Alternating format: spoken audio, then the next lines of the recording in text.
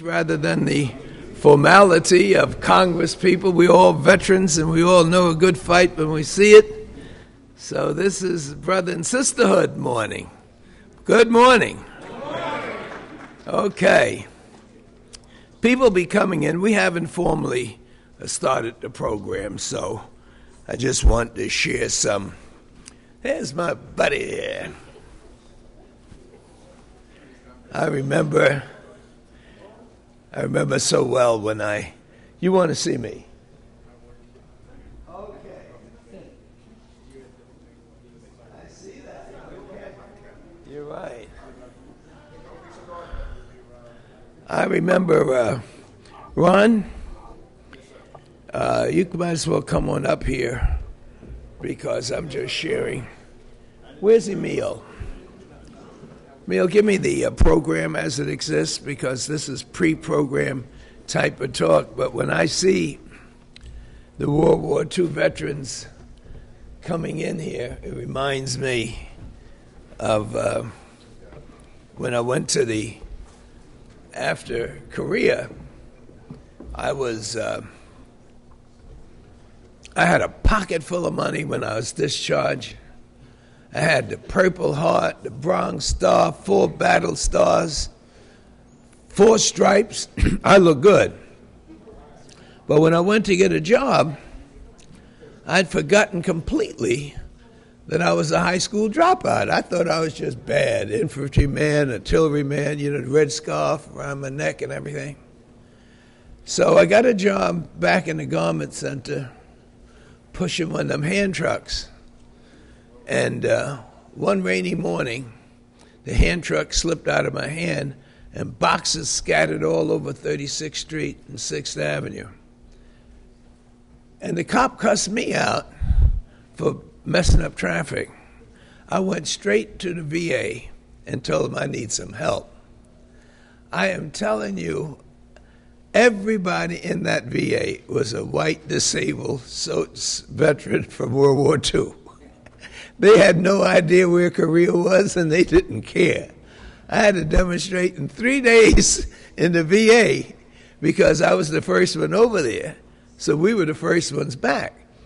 And the Veterans Administration, they weren't dealing with no wounded people from war. I mean, they were still trying to get what they deserved from World War II. So they weren't thinking about dealing with no kids from Korea, But things have changed a lot. But isn't it amazing how no matter how much you fight for your country, when you get back here, you had another fight just for your dignity, So before we start this off with the prayer and the formal broadcast, and the reason I asked Ram to come here is that we're going through an extraordinary economic time in our government. Our fiscal system has lost credibility. The people on the street don't understand how people who made billions of dollars now come to the federal government and say, we're going broke, we need you to be exposed to $700 billion. It is so difficult to explain. I just was on the Joe Madison show and trying to explain that our whole society is based on credit. There is nothing that you do when you wake up in the morning and you have breakfast. The people who sold you the food bought the food on credit. The health plans that they had for an employee is taking your money and putting it in the bank or putting it in stocks so that people can do what? Borrow it so that when you retire, you have money. The farmer, he buys his crops and seeds and equipment on what? On credit. And so the whole world is based on people borrowing from each other.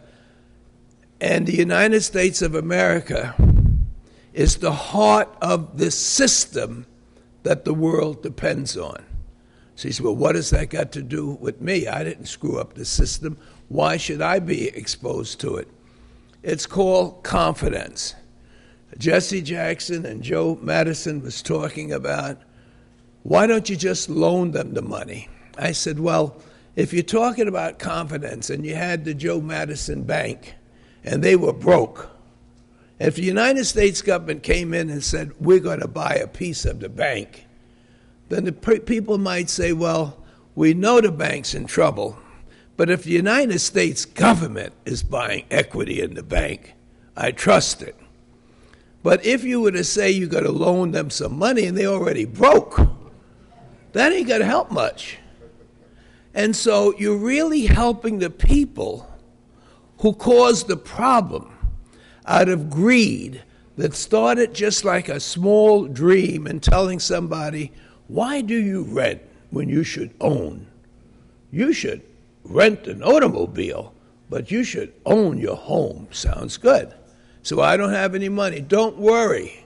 I know a banker that'll give you no down payment and doesn't care how much money you make. Well, the dream of having a home for your kids is just something that America wants. I remember when my granduncle John Wharton, he was the big shot in the family because he drove a post office truck, and that was a big job in my community. He moved out of Harlem, went to Jamaica, and bought a home. This big now, but it was this big when I was a kid. And my late beloved brother pulled me on the side and says, Charlie, Uncle John's got a bathroom right next to his bedroom just for him and Aunt Sophia. I said, you must be kidding me. I said, get out of here. He said, you go upstairs. He says, don't let them see you because we ain't supposed to go upstairs. But you sneak upstairs and you go into his bedroom, and there's a door there, and you open up that door and you're going to see a whole bathroom in there. Well, that dream is just built. Everyone wants it. But once you find out the guy who loaned you the money sold the indebtedness, he was a nice guy because he made his money right off the top. And then this guy sold it to somebody. And finally, when it got to the end of the line, you found that your house wasn't worth what they sold it to you for, and your mortgage's payments were higher than your rent. You start losing your house, then the people next to you wonder what happened when they got to buy a house. And it becomes contagious, just like an old car, an old person. Something breaks down, it seems like everything starts breaking down. So it breaks down on the street with foreclosures. Then it breaks down in the bank. Then it breaks down in the fiscal system. And those who gamed the system and got theirs off the top are now saying, we don't know how it happened, but it's going to collapse. And if people stop believing that their money is in a safe place, what are they going to do? They got to pull it out. You start pulling out your money. And Mary pulls out his, and John pulls out his, and this bank closes, and this thrift account closes, and this credit union closes. And then you find the American Insurance Group closing and Merrill Lynch closing. Ain't nobody there, and the whole system collapsed. So we are asked now to come in and to shore up like a big brother and to get these companies back on their feet. But we have a political problem because as much as we reform the president's offer and making certain that the big shots don't get any more money, that we don't give them $700 billion at one time, that we're able to take them to court, that we can put their butts in jail if we find them they're breaking the law, now comes McCain, scared to death of Obama, canceling debates and saying he's going to come to Washington. He hasn't been here since April. You know, his senators don't even know who the heck he is except on TV, that he's got to come in and straighten this thing out. And everybody, the president, Paulson, and even Republicans are saying, it was almost straightened out before you got here.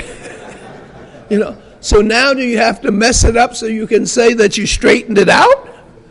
So he's meeting with a handful of Republicans now, when before he got there, agreement was almost reached. So where do we go from here? Well, we're not going to run and just do something because they're scaring us to death. And so you will see that there's going to be a lot of disruptions in members who expected to be here with you each and every day and each and every time. I have a tax bill on the floor now, extend this. I have an energy bill on the floor.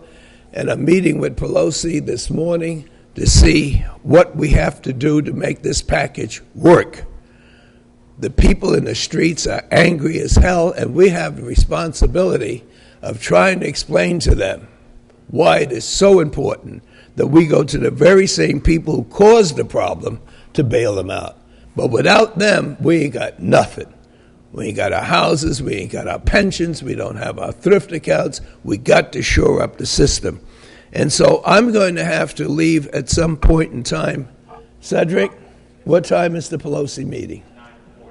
9:40. So we need 15 minutes, and so, wow. Well, we got to open up with the prayer, and I just want to say before I leave that those of us who've served, we have served this country that we came in bondage with slavery. We have served in every war, even though at the conclusion of that war, we were not treated properly, not even as citizens at times. And the truth of the matter is that we are so proud in the Congress of now having to develop a GI Bill, because in 1952, when I got discharged with all of the stripes, the difference between being a dropout on Lenox Avenue and chairman of the Ways and Means Committee was the GI Bill. And so I will fight forever in making certain that that road of education is available. But my fellow comrades and my brothers and sisters, the most terrible thing that we're going to face is not that we finally stepped up to the plate with the GI Bill, but some of our brothers and sisters are not ready for the GI Bill. They've come home to unemployment, to broken families. They come home to not being able to get a job. They've resorted to liquor and to drugs, and they don't have the self-esteem that they had when they were in the military. And so we're going to have to develop a plan with Obama that before they're discharged, that as we train people how to fire the guns and how to kill people when they're discharged, we're going to have to train them to be able to assimilate into life, to give them a system where they know that they can have dignity and that they can be helped with their social problems and their living problems. We have too many heroes that are homeless, too many heroes that are addicted to drugs, too many heroes who lost their families and their loved ones because of the exposure to the horrors and the nightmare of war. We find it so easy to teach young people how to kill, but we don't spend enough time in teaching them how to rebuild their lives. And I just want you to know that whether I'm chairman of the Ways and Means Committee or whatever office I hold, I dedicate myself to the service that you have rendered and the young people who have rendered to make certain that nobody serves this country that should come back home and not treat it as a hero. As much as we have a fiscal crisis, if it wasn't for those people who sacrificed their lives and put themselves in harm's way, we wouldn't even have an America. So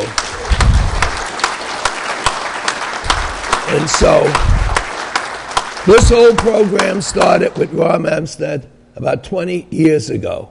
We had John Conyers, Lou Stokes, a half a dozen of us, and it was Merv Dimerly, the congressman from California, who asked me to chair this committee, and I've been honored to serve it every year. And you have been the engine that keeps it going. And so I'm taking this torch right now to temporarily, you ain't got to take my chair. You got to watch these people, especially those who are younger than you. You got to watch them. The bells are ringing. I ask you to lead this group into prayer, and as soon as I get off the hill, I'm going to come back. And if I can't make it this morning, we meet again at 1 o'clock. I think it's 1:30. 1:30. So if I can't get finished with those people on the hill, then I'll be back to see you. But fellow comrades, I love each and every one of you.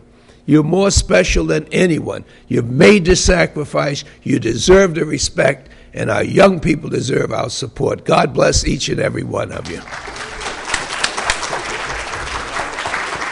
Thank you.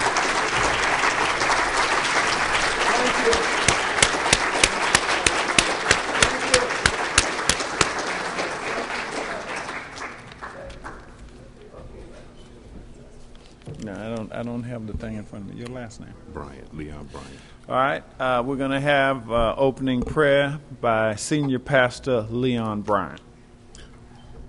Would you stand with me as we not only ask the Lord to be with us on today, but we also celebrate the 20 years of this Braintrust, as well as remember Congressman Rangel and the rest of the individuals that will be addressing and dealing with the different things that they're dealing with.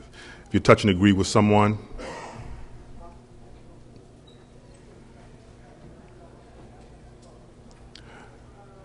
our Heavenly Father, we thank you this morning for waking us up, allowing us to see a new day.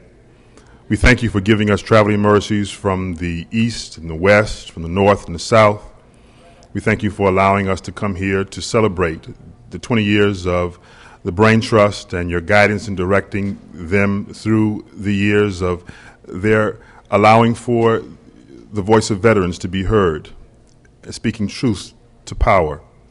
Now we ask, dear Lord, that as today we gather together and as we spend this time, that you, Holy Spirit, will be in our midst, that you lead, guide, and direct us, that you will be not only with us, dear Lord, but be with those that will be making decisions throughout the day, that will be deliberating and debating and coming up with a plan that will best serve not only us, but the rest of the individuals, the communities that we come from.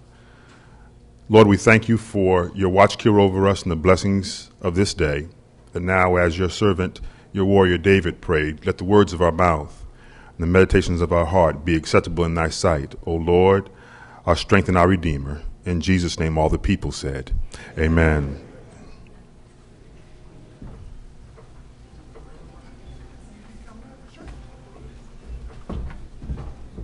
I just told Reverend Brian I'm almost ready to come back to church.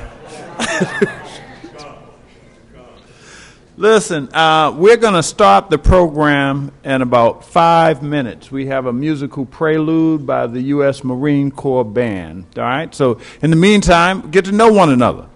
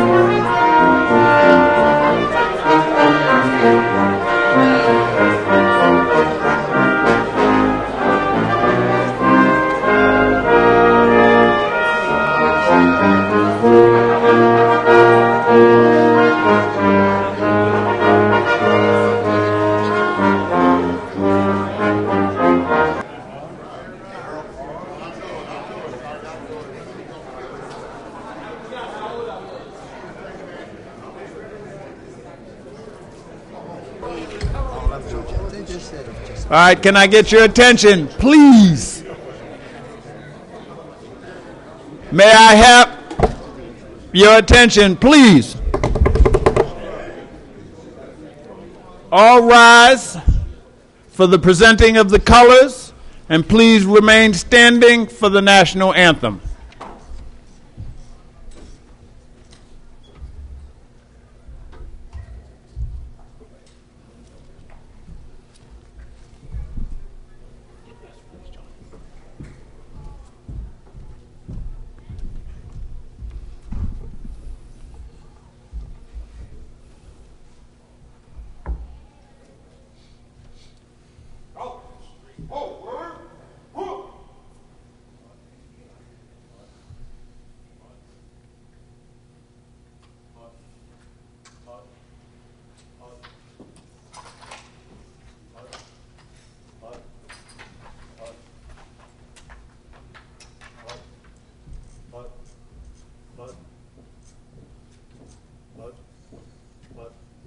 Colors! Hook! Present! Hook!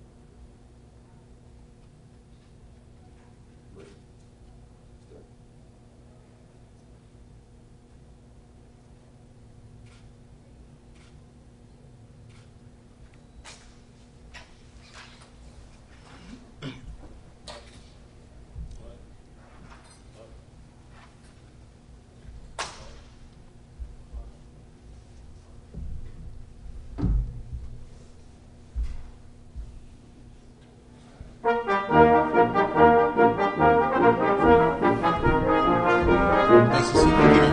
Remember we saw each other in, was that where was that?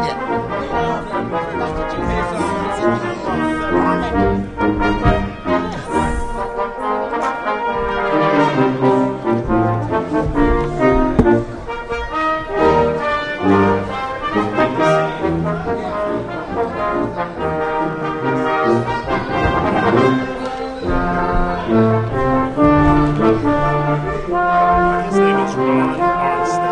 He's in here though, you said. Where is this? It's the program. Now you know how this works. When you hear your branch at a service, you're supposed to stand.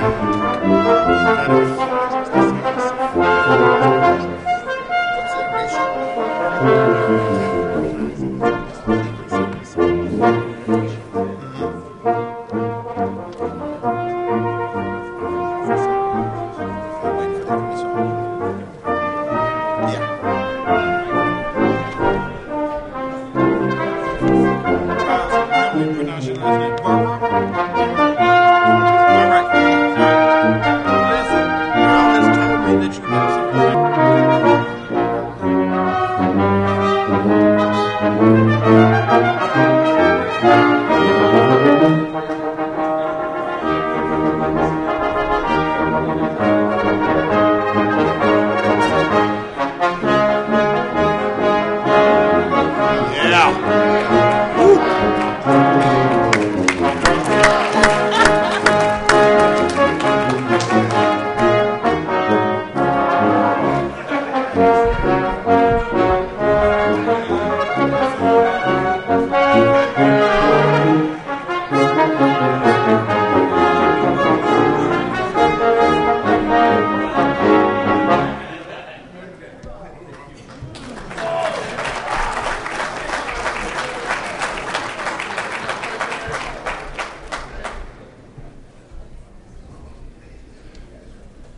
All right, can we get another round of applause for the Marine Corps Band?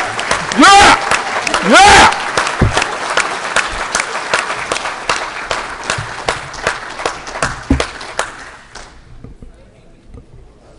All right, moving the program right along, I want to introduce a songstress that I met some years back ago that's going to lead us in the Negro National Anthem. Can I get a warm welcome and a lot of love to Rosalind Barreau?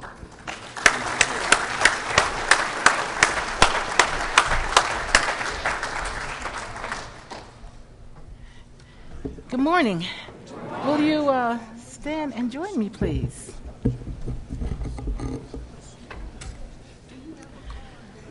Lift every voice and sing till earth and heaven ring, ring with the harmonies of liberty.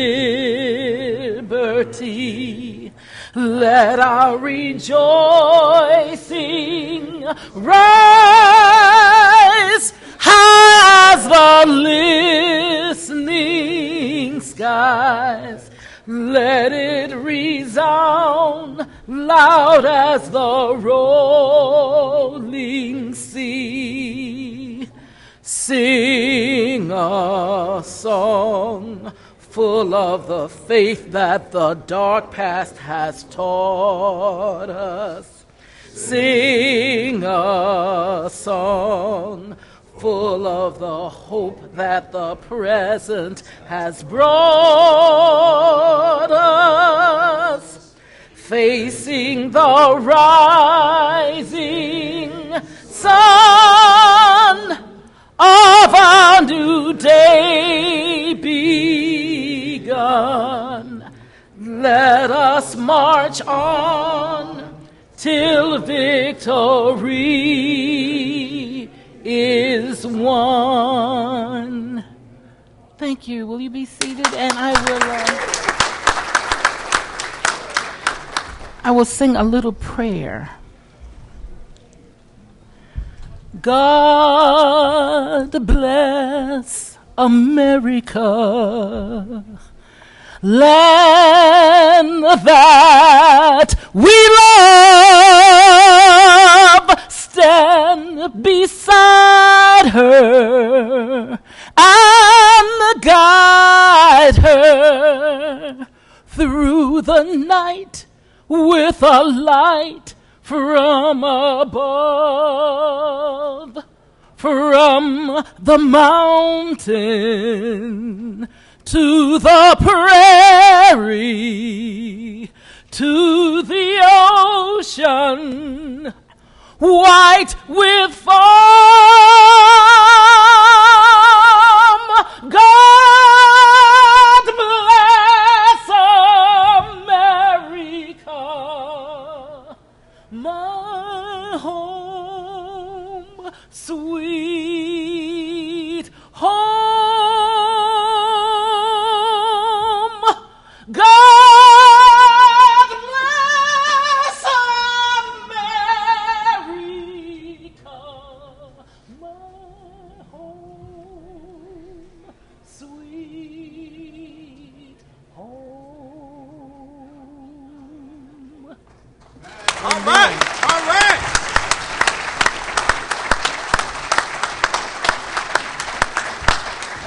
Much love, much love. All right, I want to just interject a quick note. I want to reinforce the schedule for today for us so that people are not confused. Immediately, or not immediately after this, we're having a roundtable, a stakeholders roundtable discussion on issues pertinent to the newest veterans, the Iraq and Afghanistan veterans. And that's going to take place in the adjoining room, 151B, Bravo. All right, and that's from 1:30 to 4.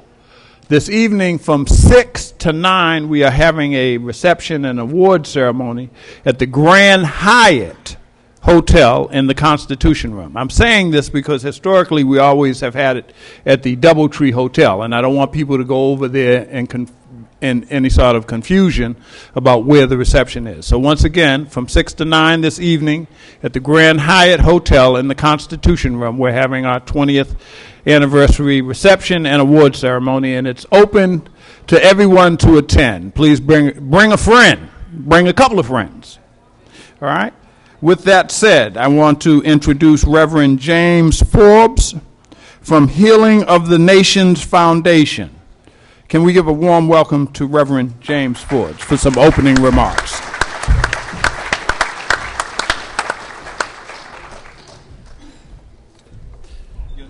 Good morning, brothers and sisters. I am pleased to have the honor of saying some words of tribute to those who have distinguished themselves through the centuries of our turmoil and struggle for freedom. Now, in inviting me to stand here today, an explanation is in order. You would not normally invite a person whose last 18 years have been associated with a church that was known for its rigorous protest against war and its concern for the pursuit of peace and its vigorous effort in regards to disarmament. You would think, what would he have to say about soldiers? Especially since the founder of the Riverside Church wrote a note to that unknown soldier, and after describing his experience in World War II about the fighting and the death and the lack of the victories that he had envisioned, he promised the unknown soldier, "Never war again for me." And yet, Harry Emerson Fosdick, a person who had moved from being a chaplain in the Army to becoming a pacifist, nevertheless, when it was time for the Navy to ship off those to fight for this country, the Riverside Church, which pulpit had spoken constantly against war, opened up its doors. And many who are of the Navy will remember that their last sending off service was held at the Riverside Church. Then they'd go down to the Hudson River, board the ship, and get on their way. What did this say?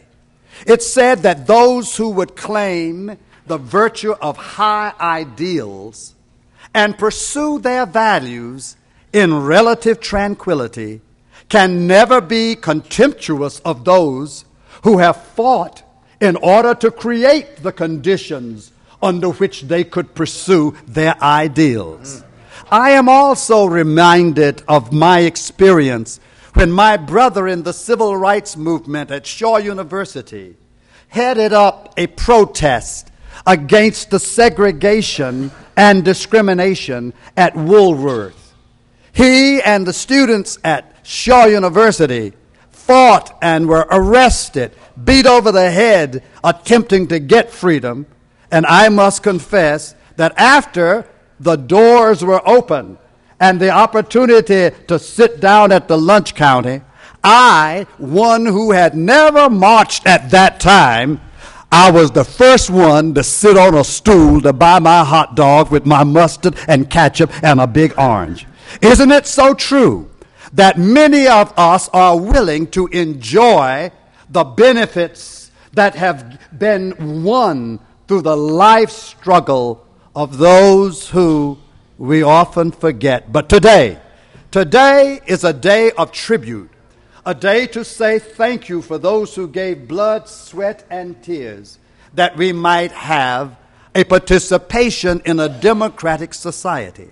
However, I must make a comment about the significant contribution you made far beyond the battles in which you fought. And so the first thing I want to do is to read about a man who, although he was a man of color, was invited for participation in what was considered a patriotic event. But this brother had to acknowledge that although I fight for the cause, I must tell some truth. This will be important in what I will say in just a few minutes.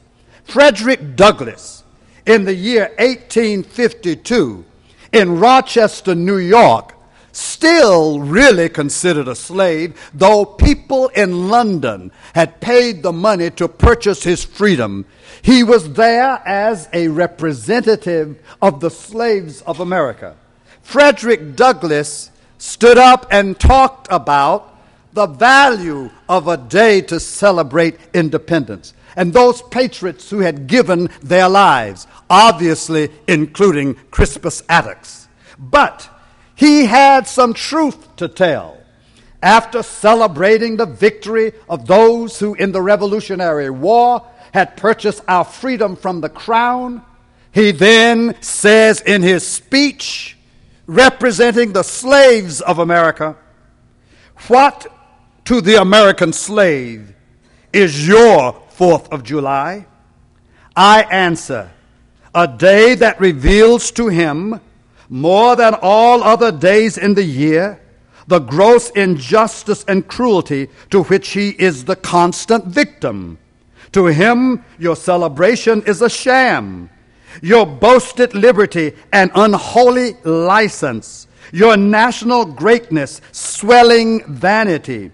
Your sounds of rejoicing are empty and heartless. Your denunciation of tyrants, brass-fronted impotence. Your shouts of liberty and equality, hollow mockery. Your prayers and hymns, your sermons and thanksgiving, with all your religious parades and solemnity, are to him mere bombast, fraud, deception, impiety, and hypocrisy. A thin veil to cover up crimes which would disgrace a nation of savages. There is not a nation on earth guilty of practices more shocking and bloody than are the peoples of these United States at this very hour." What a shocking statement! Except that I turn now to those of you who have fought wars. You were so brave and so valiant. Your mark of distinction has stood through the centuries. And yet, nobody needs to pretend that even as you were fighting for freedom abroad, you did not know that there would not be the open door of liberty even at home. Nobody needs to think that you fought so hard because indeed you were absolutely assured that your children could enjoy all of the rights and privileges indicated in the Declaration of Independence, Constitution, and the Bill of Rights. You knew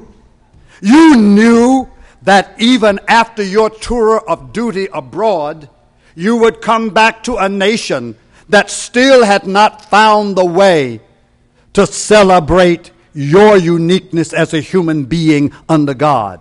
And yet you fought valiantly. You kept on. And the answer has to be given from somewhere. What kept you fighting when you knew that the liberty you had purchased for the nation would not be yours as an individual, nor even your family? What kept you going on? Well, from Frederick Douglass, we get the clue. Because when he had given that stinging denunciation concerning his nation, he goes on to say this. Allow me to say in conclusion, notwithstanding the dark picture I have this day presented of the state of the nation, I do not despair of this country. There are forces in operation which must inevitably work the downfall of slavery. The arm of the Lord is not shortened, and the doom of slavery is certain. I therefore leave off where I began, with hope. There is a little secret there of what I want to say in tribute to you. I cannot vouch for warriors of other ethnicities, but mostly I am confident that our black soldiers fought with two confidences in mind. One, they believed that the cause of freedom for which they were fighting was backed up by a patron in high places. They believed, and I know that maybe all of them were not the most religious in the world, but how on earth could they have done it unless they believed that the Lord sits high and looks low, that God don't like ugly, and weeping may endure for the night, but joy comes in the morning. So that's the first thing. You believe that the God above was invested in the freedom for which you were fighting, even if the generals and those who were commanders-in-chief had not yet seen the full ramifications of your battled existence. You knew God knows. And if we can keep pressing on, the day will come when indeed we can say, free at last, free at last. But this also means you fought with hope. Now let me say a difference between what I call optimism and hope. Optimism is a celebration based on the reasonable expectation and prognostication that things are going to be all right. That's optimism. But hope is daring to fight when all you've got is just a hint of light. That's all you got. In fact, somebody could make a better case that it's never going to happen. But hope declares, because of who's looking down upon us and who has built this longing for freedom in our chests, we know. Well, it is not an absolute knowing. It is not a calculated knowing. It is not an accumulation of evidence knowing, but it is a faith knowing that this thing shall come to pass. For this reason, then, I want to make a tribute to you. All right, everybody else is going to talk about the extraordinary victory. But I think maybe it would be a good thing to remind you that no matter how many wars we have been in, that the spirit of the black warrior, the black soldier, was captured by Paul Lawrence Dunbar. In every one of your celebrations, you probably hear it. But you probably don't mind hearing it again. What Paul Lawrence Dunbar said about the black soldier. I'm going to read it, and then I'm going to give you a word from myself about why your example gives hope for us today as we are wrestling with an economic battle right here in this nation's capital. And you, the black soldier, have an answer that they ought to hear at the White House and the Capitol and the House and the Senate. But first, please, one more time. I know you've heard it a lot, but let me try my hand at it. This is what Paul Lawrence Dunbar said about the colored soldier, and I even take that today. If the muse were mine to tempt it, and my feeble voice were strong, if my tongue were trained to measures, I would sing a stirring song. I would sing a song heroic of those noble sons of Ham, of the gallant colored soldiers who fought for Uncle Sam. In the early days you scorned them, and with many a flip and flout said these battles are the white man's, and the whites will fight it out. Up the hills you fought and faltered. In the vales you strove and bled, while your ears still heard the thunder of the foe's advancing tread. Then distress fell on the nation, and the flag was drooping low.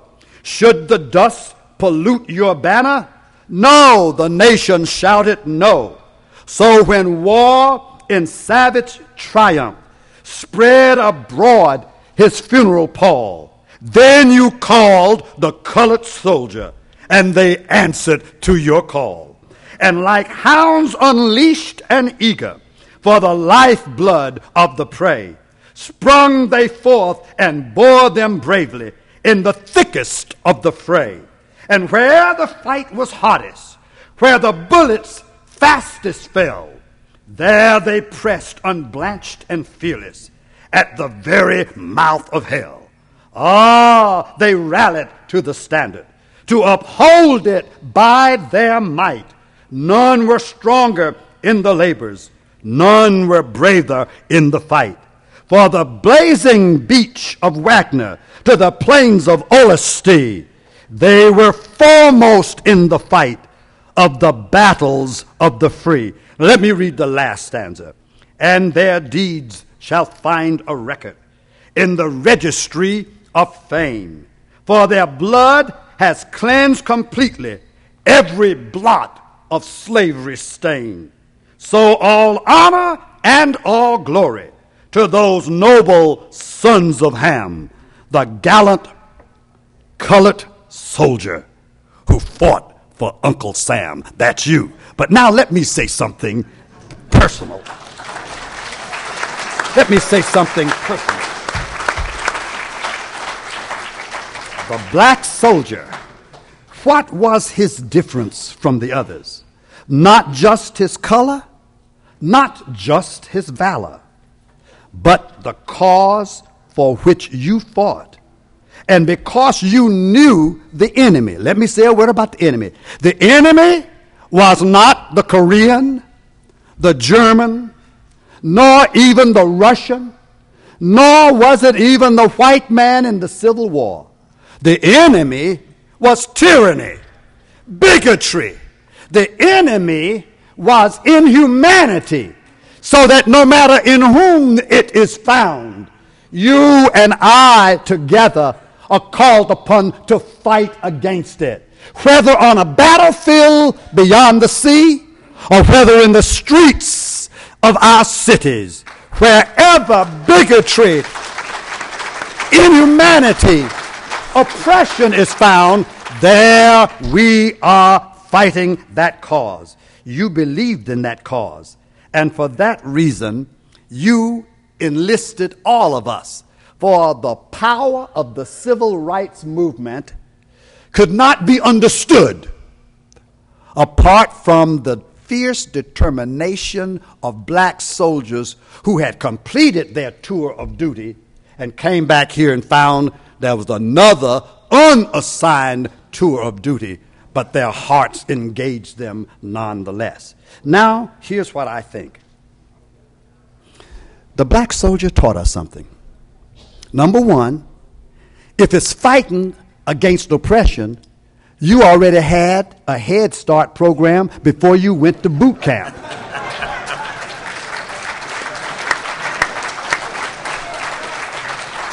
That gave you a slight edge. But in addition to that, you had a hope. And hope brings courage to stand in the face of insurmountable odds. For that reason, then, I would like to say, if I could not be here with you, but I could go to the White House or either up on the Hill, I would tell them I bring a message which has been preserved by black soldiers. And that is this, that when times are tough, folks who love freedom more deeply can be counted upon to provide the necessary energy and courage and hope to sustain us through the times of trial.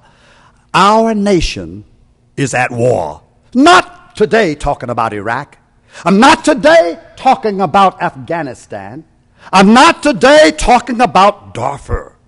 I'm talking about the economic conditions in this nation that will perhaps, unless we find grace, give us a different kind of America than the one we were dreaming of.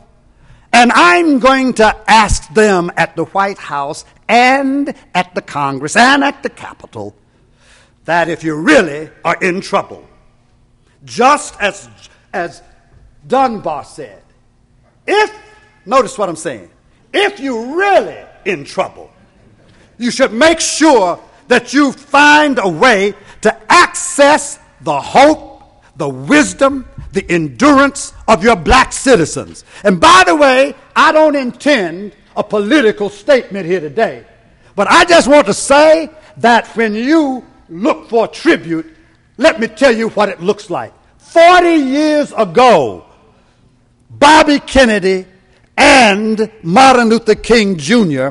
were both assassinated. But there is a pattern that you all don't know about in heaven.